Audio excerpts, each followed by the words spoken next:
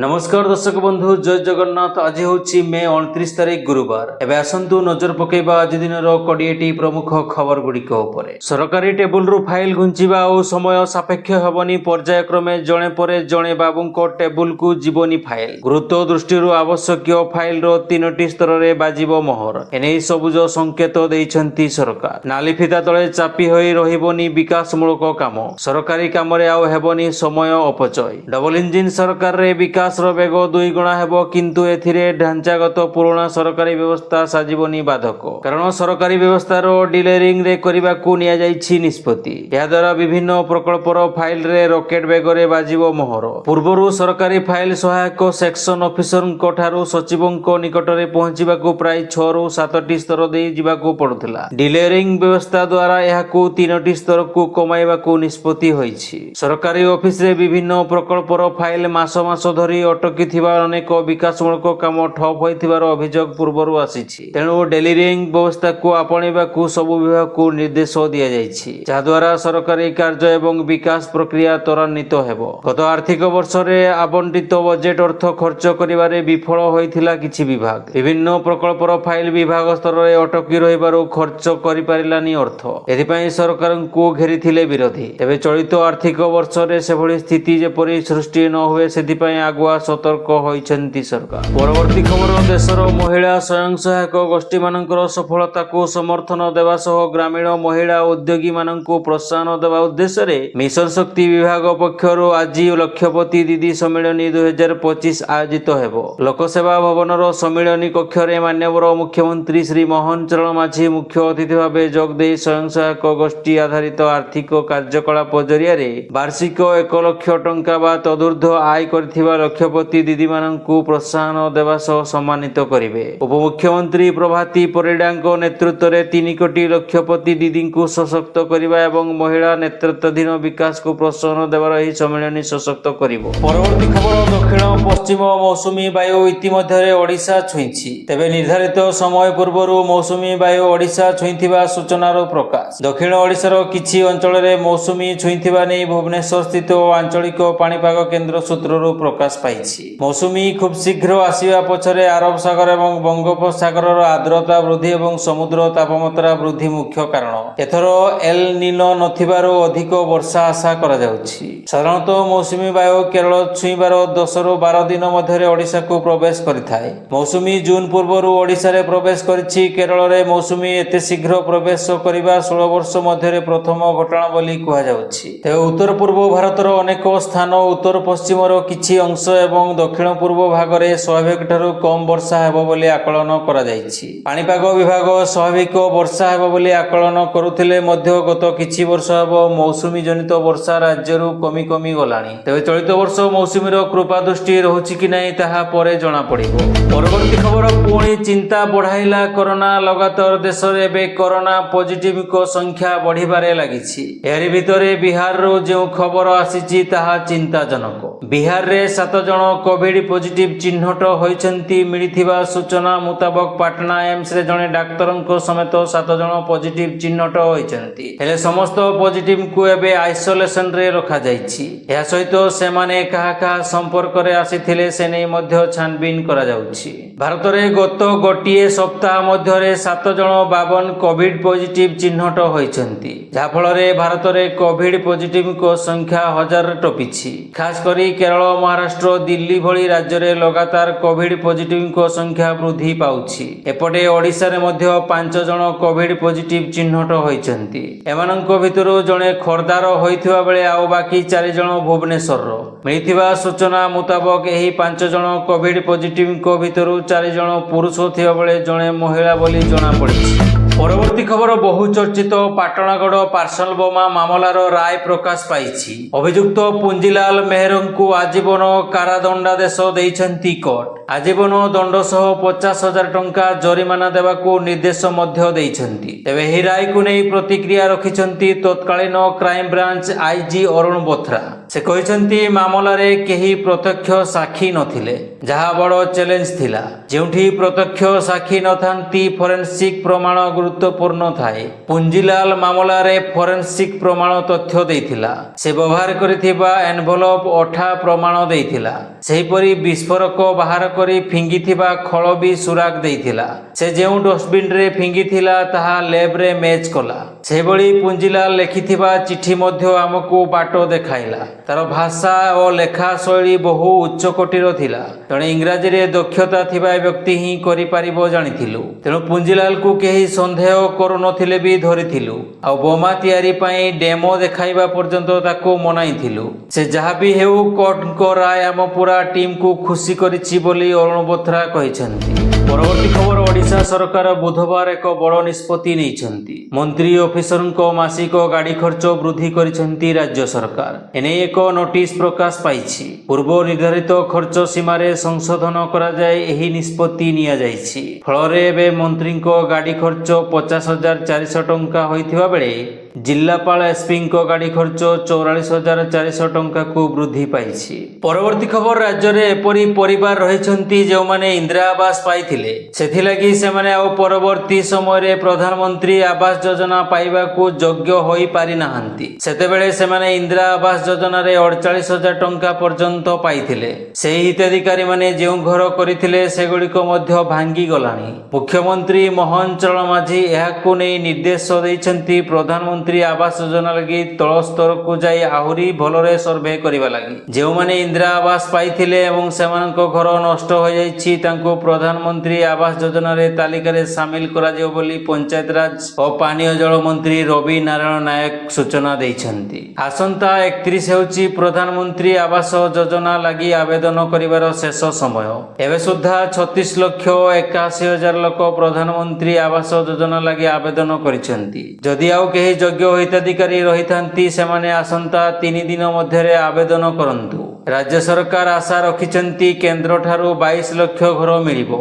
परिस्थिति अनुसार जदि अधिक घर आवश्यक पड़िबो ताहा केंद्र को जणाजिबो एवं लोकन को घर दिया जिवो बोली से कहिछंती। से आहुरी कहिछंती जे माने आवेदन करिछंती 2 मास मध्यरे सेमानक आवेदन को सर्वे करी केंद्र सरकार को निकट को तालिका पठाजिबो। एभଳି निष्पत्ति विभाग पक्षरु निया जाइछि। अंत्योदय गृह योजना रे प्रथम पर्याय रे 60,000 गृह बंटन करिछंती। एबे 1,07,000 गृह अंत्योदय घर देबाकू योजना रखा जाइछि। एही घर मौसुमी परे जगाई देवाकू लक्ष्य रखा जाइछि। परवर्ती खबर ओडिशा हाईकोर्ट पई नुआ विचारपति नियुक्ति करिसंती सुप्रीम कोर्ट। गतकाली सुप्रीम कोर्ट को कॉलेजियम निष्पत्ति क्रमे मानस रंजन पाठकन को गुवाहाटी कोर्ट रु ओडिशा हाईकोर्ट को बदली करा जाइछि। मानसंक सह 21 जन जज को मध्य बदली निर्देश दैछंती सुप्रीम कोर्ट। न्यायिक दक्षता वृद्धि एवं आंचलिक मामला बैकलॉग समाधान करिबा लक्ष्य एक गुरुत्वपूर्ण पदक्षेप ग्रहण करी मुख्य विचारपति बीआर गभाई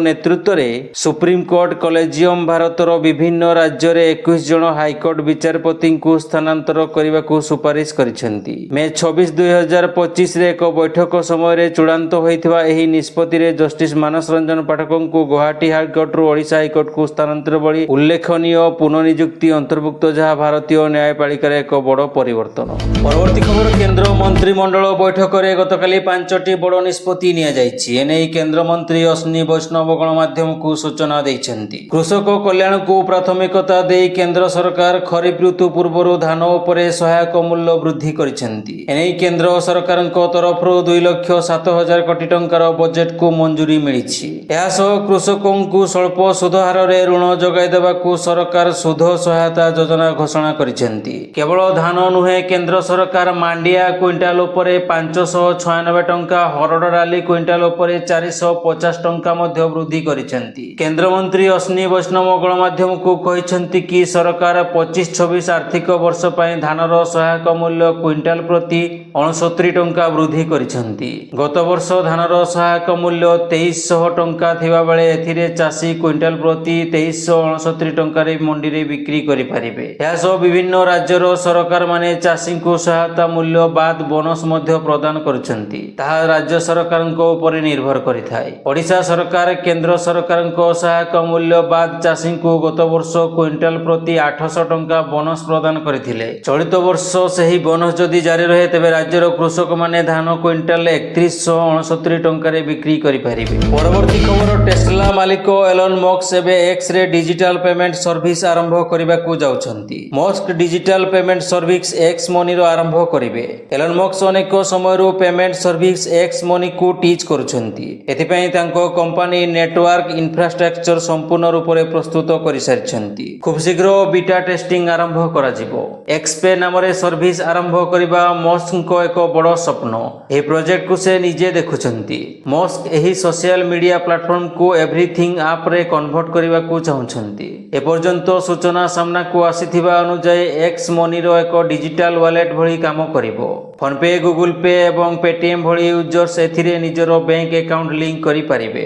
ପରବର୍ତ୍ତୀ ଖବର, ଅନଲାଇନ୍ ଗେମ୍ରେ କ୍ରିକେଟ ଏବଂ ବେଟିଂ ମାଧ୍ୟମରେ 1 କୋଟି 8 ଲକ୍ଷ ଟଙ୍କା ଠକାମି କରିଥିବା ଅଭିଯୋଗରେ ରାଜ୍ୟ କ୍ରାଇମବ୍ରାଞ୍ଚ ଟିମ୍ 2 ଜଣଙ୍କୁ ଗିରଫ କରିଛି। ଦୁଇ ଅଭିଯୁକ୍ତ ହେଉଛନ୍ତି ପଶ୍ଚିମବଙ୍ଗର ଏସ୍କେ ୱାସିଉଲ ଇସଲାମ ଓରଫ ରୋହନ ଏବଂ ଭୁବନେଶ୍ୱର ଖାରବେଳ ନଗର ଅଞ୍ଚଳର ଜ୍ୟୋତି ପ୍ରକାଶ ପଲାଇ। ପୋଲିସ ଅଭିଯୁକ୍ତଙ୍କ ଠାରୁ passbook, cheque, mobile phone, sim card, GST certificate, Aadhaar ଏବଂ ପାନ୍ କାର୍ଡ ଜବତ କରିଛି। ଏହାସହ ଉଭୟ ଅଭିଯୁକ୍ତଙ୍କ ଅନେକ ବ୍ୟାଙ୍କ ଆକାଉଣ୍ଟକୁ ପୋଲିସ ଫ୍ରିଜ୍ କରିଛି। ଯାଜପୁର ଜିଲ୍ଲା କଳିଙ୍ଗନଗର ଅଞ୍ଚଳର ଜଣେ ବ୍ୟକ୍ତି ଅନଲାଇନ୍ ଗେମ୍ କ୍ରିକେଟ ବେଟିଂ ମାଧ୍ୟମରେ 1 କୋଟି 8 ଲକ୍ଷ ଟଙ୍କା ଠକାମିର ଶିକାର ହୋଇଥିବା ସାଇବର ଥାନାରେ ଅଭିଯୋଗ ହୋଇଥିଲା। ଅପରାଧୀମାନେ ତାଙ୍କୁ ଅନଲାଇନ୍ କ୍ରିକେଟ ବେଟିଂର 2ଟି ୱେବସାଇଟ୍ ଲିଙ୍କ ସେୟାର କରିଥିଲେ। ଆଇଡି ବ୍ୟବହାର କରି କ୍ରିକେଟ ବେଟିଂ ମାଧ୍ୟମରେ ଟଙ୍କା ରୋଜଗାର କରିବାକୁ ସାଇବର ଅପରାଧୀ ପ୍ରଲୋଭିତ କରିଥିଲେ। ଏହି ଅନୁଯାୟୀ ବ୍ୟକ୍ତି ଜଣକ ପ୍ରଥମେ ଅଳ୍ପ କିଛି ଟଙ୍କା ବିନିଯୋଗ କରିଥିଲେ ଏବଂ ଅନ୍ୟ ପକ୍ଷରେ ଅପରାଧୀମାନେ ମଧ୍ୟ ତାଙ୍କୁ କିଛି ଟଙ୍କା ଫେରସ୍ତ କରିଥିଲେ, ଯାହାଫଳରେ ଟଙ୍କା ଫେରସ୍ତ ପାଇବାକୁ ତାଙ୍କର ବିଶ୍ୱାସ ସୃଷ୍ଟି ହୋଇଥିଲା। ଅଭିଯୋଗକାରୀ ଜଣକ ତାଙ୍କ ପତ୍ନୀ, ବନ୍ଧୁ ଏବଂ କର୍ମଚାରୀଙ୍କ ଆକାଉଣ୍ଟ ମାଧ୍ୟମରେ ବିଭିନ୍ନ ପର୍ଯ୍ୟାୟରେ 1 କୋଟି 8 ଲକ୍ଷ ଟଙ୍କା ଟ୍ରାନ୍ସଫର କରିଥିଲେ। ଅନ୍ୟପକ୍ଷରେ ସାଇବର ଅପରାଧୀମାନେ ତାଙ୍କୁ ଟଙ୍କା ଫେରସ୍ତ କରିବା ପରିବର୍ତ୍ତେ ଦିନ ପରେ ଦିନ ଗଡ଼ାଇ ଚାଲିଥିଲେ। ତେବେ ଶେଷରେ ବ୍ୟକ୍ତି ଜଣକ ଥାନାର ଦ୍ୱାରସ୍ଥ ହୋଇଥିଲେ। କ୍ରାଇମବ୍ରାଞ୍ଚର ସ୍ୱତନ୍ତ୍ର ଟିମ୍ ବିଭିନ୍ନ ସ୍ଥାନରେ ଚଢ଼ାଉ କରି 2 ଅଭିଯୁକ୍ତଙ୍କୁ ଗିରଫ କରିଛି। ପରବର୍ତ୍ତୀ ଖବର, ଭାରତ ସରକାର ବ୍ୟକ୍ତିର ସ୍ୱତନ୍ତ୍ର ପରିଚୟ ପାଇଁ ଆଧାର ଆଣିଥିଲେ। ଏହାପରେ ଡିଜିଟାଲ ପେମେଣ୍ଟ ପାଇଁ ୟୁପିଆଇ ପ୍ରଚଳନ କଲେ।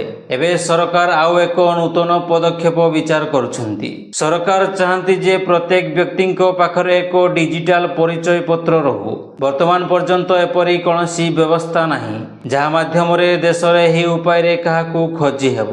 ଏହି ବ୍ୟବସ୍ଥା ଡାକ ବିଭାଗ ଦ୍ୱାରା ପ୍ରସ୍ତୁତ କରାଯାଉଛି ଏବଂ ପ୍ରଧାନମନ୍ତ୍ରୀଙ୍କ କାର୍ଯ୍ୟାଳୟ ଏହାର ସିଧାସଳଖ ତଦାରଖ କରିବ। ସାଧାରଣ ଲୋକଙ୍କ ପରାମର୍ଶ ପାଇଁ ଖୁବ୍ ଶୀଘ୍ର ଏକ ଡ୍ରାଫ୍ଟ ସଂସ୍କରଣ ସେୟାର କରାଯିବ ଏବଂ ଏହି ବର୍ଷ ଶେଷ ସୁଦ୍ଧା ଚୂଡ଼ାନ୍ତ ସଂସ୍କରଣ ଆସିବାର ଆଶା କରାଯାଉଛି। ଏହା ସହିତ ସଂସଦର ଶୀତକାଳୀନ ଅଧିବେଶନ ସମୟରେ ଏ ସମ୍ପର୍କରେ ଏକ ଆଇନ ମଧ୍ୟ ପାରିତ ହୋଇପାରେ, ଯାହାଦ୍ୱାରା ଡିଜିଟାଲ ଠିକଣା ବ୍ୟବସ୍ଥାର ଯତ୍ନ ନେବା ପାଇଁ ଏକ ନୂତନ କର୍ତ୍ତୃପକ୍ଷ ପ୍ରତିଷ୍ଠା କରାଯାଇପାରିବ।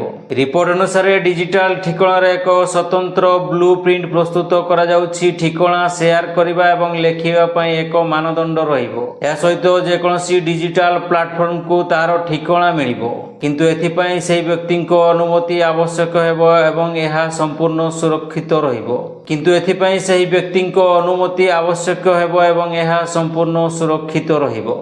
दर्शक बंधु चैनल टी जदि एबे जाए सब्सक्राइब करना तेबे सब्सक्राइब करी पाखर थिबा ऑल बेल नोटिफिकेशन आइकन टी दबाई दियंतु, जहा फଳରେ प्रत्येक दिन सर्वप्रथमे आपण ताजा खबर गुडी को जानि परिबे एवं वीडियो टी आपण केउ जिल्ला रो देखुछंती कमेंट माध्यम रे जणांतु।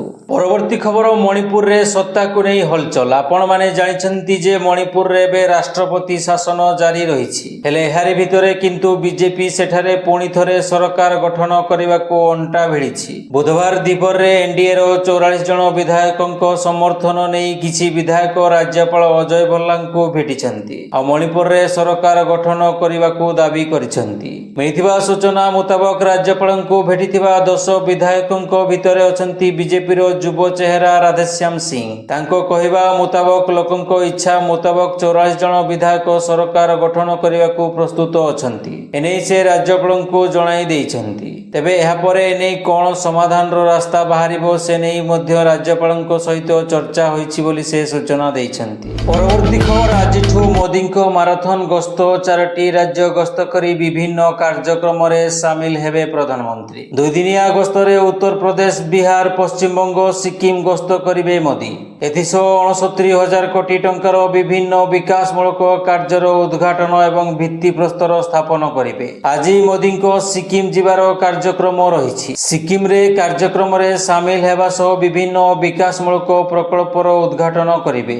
ନମଚି ଜିଲ୍ଲାର 750 କୋଟି ବ୍ୟୟରେ ନିର୍ମିତ 500 ବେଡ୍ ବିଶିଷ୍ଟ ହସ୍ପିଟାଲର ଉଦ୍ଘାଟନ କରିବେ। ଏହାପରେ ସିକିମରୁ ପଶ୍ଚିମବଙ୍ଗ ଗସ୍ତ କରିବେ ମୋଦି। ଏହାପରେ ସିକିମରୁ ପଶ୍ଚିମବଙ୍ଗ ଗସ୍ତ କରିବେ ମୋଦି। କୁଚବେହେର ଜିଲ୍ଲାରେ ସିଟି ଗ୍ୟାସ୍ ଡିଷ୍ଟ୍ରିବ୍ୟୁସନ ପ୍ରକଳ୍ପର ଭିତ୍ତିପ୍ରସ୍ତର ସ୍ଥାପନ କରିବେ। ତାପରେ ବିହାର ଗସ୍ତରେ ବାହାରିବେ ମୋଦି। ବିହାରରେ 1200 କୋଟି ଟଙ୍କାର ନୂଆ ଟର୍ମିନାଲ ଉଦ୍ଘାଟନ କରିବେ। ଏଥିସହ 1410 କୋଟି ଟଙ୍କାରେ ନିର୍ମିତ ବିହଟା ବିମାନ ବନ୍ଦରର ନୂଆ ସିଭିଲ ଏନକ୍ଲେଭର ଭିତ୍ତିପ୍ରସ୍ତର ସ୍ଥାପନ କରିବେ। ଆଜି ବିହାରରେ ରାତ୍ରି ଯାପନ କରିବେ। 30 ତାରିଖ 11ଟାରେ ପ୍ରଧାନମନ୍ତ୍ରୀ ବିହାର କୋଲକାତା ଜିଲ୍ଲାରେ 48,520 କୋଟି ଟଙ୍କାର ବିଭିନ୍ନ ବିକାଶମୂଳକ କାର୍ଯ୍ୟର ଉଦ୍ଘାଟନ ସହ ଭିତ୍ତିପ୍ରସ୍ତର ସ୍ଥାପନ କରିବେ। ପରବର୍ତ୍ତୀ ଖବର, କେନ୍ଦ୍ର ଶିକ୍ଷାମନ୍ତ୍ରୀ ଧର୍ମେନ୍ଦ୍ର ପ୍ରଧାନ ବୁଧବାର କେନ୍ଦ୍ର କୃଷି ଏବଂ କୃଷକ କଲ୍ୟାଣ ମନ୍ତ୍ରୀ ଶିବରାଜ ସିଂ ଚୌହାନଙ୍କୁ ଭେଟିଛନ୍ତି। ସମ୍ବଲପୁର ଓ ନୀଳଡୁଙ୍ଗୁରିରେ ଟର୍ମିନାଲ ମାର୍କେଟ କମ୍ପ୍ଲେକ୍ସ ପ୍ରତିଷ୍ଠା ପାଇଁ ସହଯୋଗ କରିବା ପାଇଁ ଅନୁରୋଧ କରିବା ସହ ଏ ସମ୍ପର୍କିତ ଏକ ଲିଖିତ ପତ୍ର ପ୍ରଦାନ କରିଛନ୍ତି। ପରବର୍ତ୍ତୀ ଖବର, ଢେଙ୍କାନାଳ ଜିଲ୍ଲା ହିନ୍ଦୋଳ ତହସିଲ ରାସଳ ଥାନା ଗଣ୍ଡାନାଳୀ ରାଜସ୍ୱ ସର୍କଲ ରାଜସ୍ୱ ନିରୀକ୍ଷକ ଆର୍ଆଇ ଶଶିଭୂଷଣ ବେହେରା ବୁଧବାର ସକାଳେ ନିଜ କାର୍ଯ୍ୟାଳୟରେ 4ଟି ମ୍ୟୁଟେସନ କେସ୍ ପାଇଁ 60,000 ଟଙ୍କା ଲାଞ୍ଚ ନେଇ ଭିଜିଲାନ୍ସ ହାତରେ ଧରା ପଡ଼ିଛନ୍ତି। ସେ ନୂଆବଗ ଗ୍ରାମର ଅଷ୍ଟମୀ ସାହୁଙ୍କ ଠାରୁ ଲାଞ୍ଚ ନେଉଥିଲେ। ଭିଜିଲାନ୍ସ ବିଭାଗ ଅଧିକାରୀମାନେ ତାଙ୍କର ଗଣ୍ଡାନାଳୀ ସ୍ଥିତ ସରକାରୀ କାର୍ଯ୍ୟାଳୟ, ଢେଙ୍କାନାଳ ସହରସ୍ଥିତ ସତ୍ସଙ୍ଗ ବିହାର ଓ ଗନ୍ଦିଆ ଥାନା ଜୋରନ୍ଦା ଫାଣ୍ଡି ଖଙ୍କର ଗ୍ରାମର ଥିବା ତାଙ୍କର ପୈତୃକ ଗ୍ରାମରେ ଚଢ଼ାଉ ଜାରି ରଖିଥିବା ଜଣାପଡ଼ିଛି। ରାଜସ୍ୱ ନିରୀକ୍ଷକଙ୍କ ସହିତ ତାଙ୍କର ସହଯୋଗୀ ତଥା ବେସରକାରୀ ଭାବେ ତାଙ୍କ ପାଖରେ କାମ କରୁଥିବା ବିଷ୍ଣୁ ବଲ୍ଲଭ ଖଟୁଆଙ୍କୁ ମଧ୍ୟ ଭିଜିଲାନ୍ସ ବିଭାଗ ଧରିଛି। ପରବର୍ତ୍ତୀ ଖବର, ପୂର୍ବ ରେଳବାଇ ସମସ୍ତ ବ୍ଲଗର ଏବଂ ୟୁଟ୍ୟୁବରଙ୍କୁ ଜାତୀୟ ସୁରକ୍ଷା ଦୃଷ୍ଟିରୁ ଏହାର ଅଧିକାର କ୍ଷେତ୍ର ଅନ୍ତର୍ଗତ ଷ୍ଟେସନ ଗୁଡ଼ିକର ବିସ୍ତୃତ ଫଟୋଗ୍ରାଫ କିମ୍ବା ଭିଡ଼ିଓ ନ କରିବାକୁ ଅନୁରୋଧ କରିଛନ୍ତି। ପାକିସ୍ତାନ ପାଇଁ ଗୁପ୍ତଚର ଅଭିଯୋଗରେ ଗିରଫ ହୋଇଥିବା ହରିୟାଣାର ଜ୍ୟୋତି ମଲ୍ହୋତ୍ରାଙ୍କ ମାମଲାକୁ ଧ୍ୟାନରେ ରଖି ରେଳବାଇ ଏହି ପଦକ୍ଷେପ ନେଇଛି।